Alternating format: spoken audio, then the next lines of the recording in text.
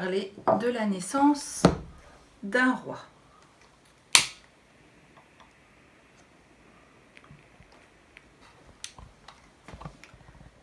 L'histoire que je vais vous raconter est située dans la Bible, dans le livre de Luc, mais aussi dans celui de Matthieu.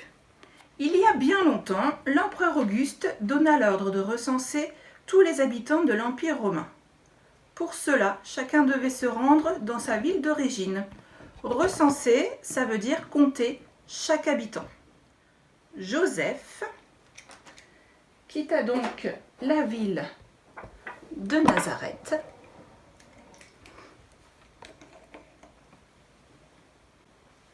et se rendit à Bethléem, en Judée,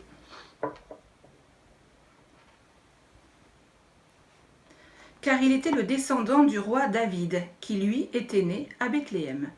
Il était accompagné de sa femme Marie, qui était enceinte.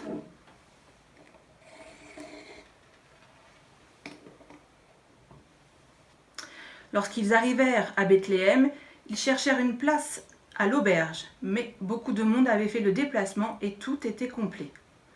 Finalement, ils trouvèrent une place dans une étable.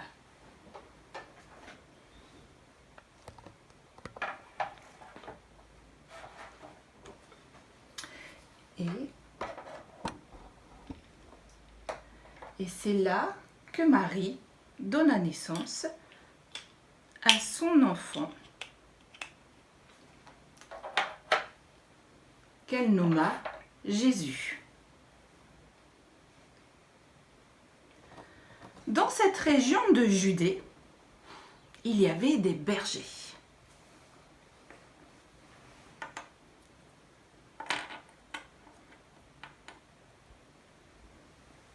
Ils passaient la nuit dans les montagnes avec leurs troupeaux. Un ange du Seigneur leur apparut et ils furent entourés de lumière.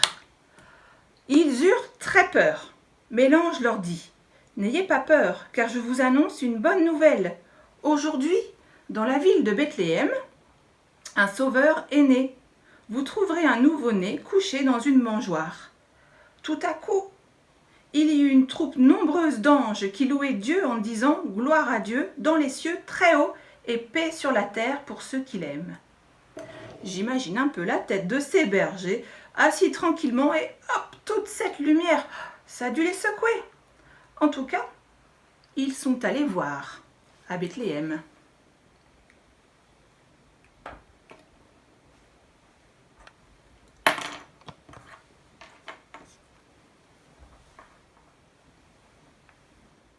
Je pense que c'est ce que j'aurais fait aussi.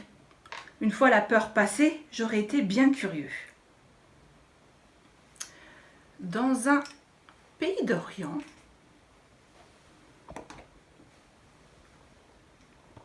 il y avait des savants. On les appelle aussi des mages. Ils étaient interpellés car ils avaient vu une nouvelle étoile briller dans le ciel. Cette étoile annonçait la naissance d'un nouveau roi. Alors, ils l'ont suivi jusqu'à Jérusalem.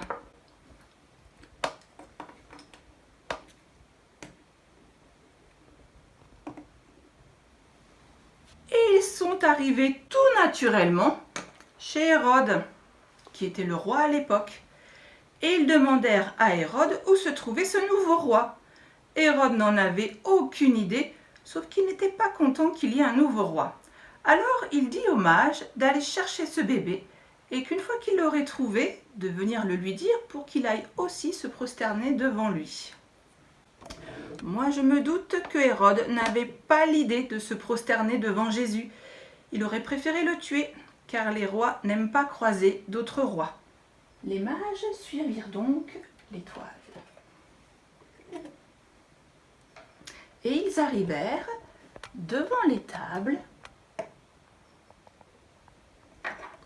où Marie et Joseph et Jésus se trouvaient.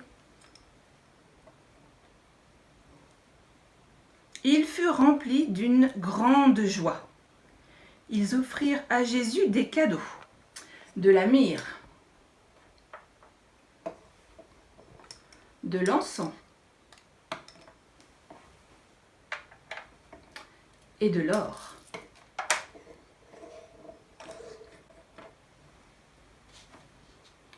Quelle drôle d'idée ils ont eu les mages! Ce n'est pas des cadeaux pour un bébé. Ah, mais c'est vrai, c'est pas un bébé comme les autres, Jésus. Vous vous rappelez des mages? Ils avaient promis à Hérode de lui dire où se trouvait Jésus. Eh bien, ils furent avertis par un rêve de ne pas retourner auprès d'Hérode. Alors, ils prirent un autre chemin pour rentrer chez eux.